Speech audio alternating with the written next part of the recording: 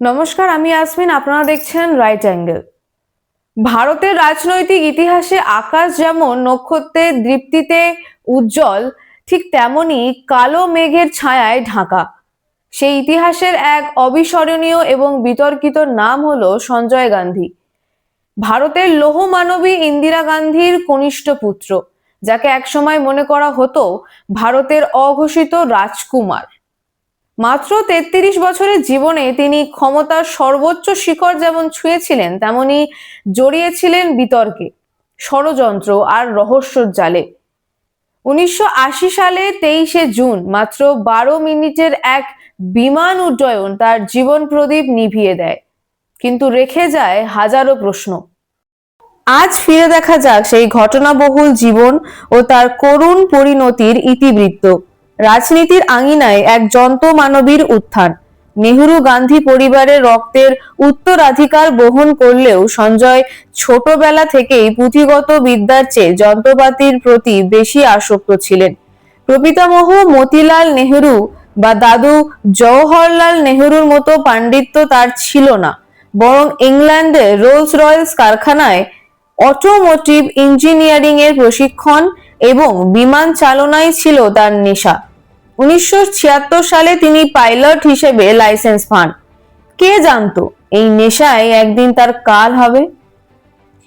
উইকিলিক্সের নথি বলে ইন্দিরা গান্ধী ছেলেকে নেতা নয়, বরং একজন কর্মী হিসেবে দেখতেন। কিন্তু 1975 সালে যখন দেশে জরুরি অবস্থা জারি হলো, তখন দৃশ্যপট বদলে গেল।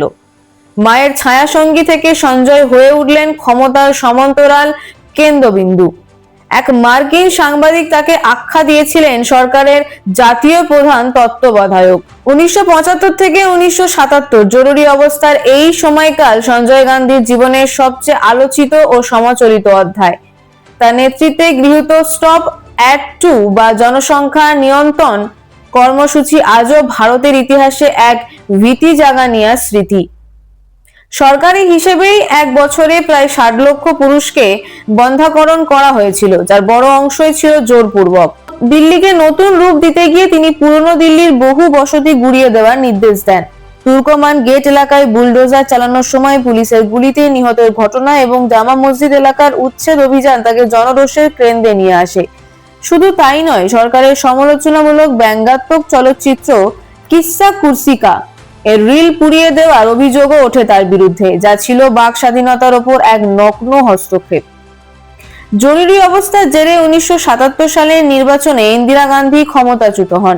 সঞ্জয়কেও স্বাদ নিতে হয় কারাবাসের, কিন্তু ফিনিক্স পাখির মতো তিনি ফের জেগে ওঠেন। 1980 সালের নির্বাচনে কংগ্রেসের বিপুল বিজয়ের নেপথ্য নায়ক ছিলেন সঞ্জয়।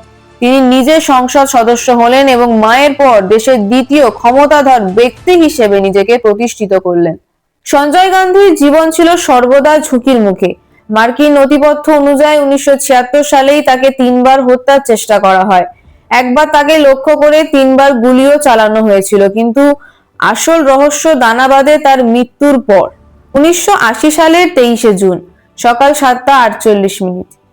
পরনে কুর্তা পাজামা আর পায়ে কোলাপুরি চপ্পল, সঞ্জয় গান্ধী পৌঁছান সাফদারজাং বিমানবন্দরে। সঙ্গী ছিলেন অভিজ্ঞ প্রশিক্ষক ক্যাপ্টেন সুভাষ সাক্সেনা।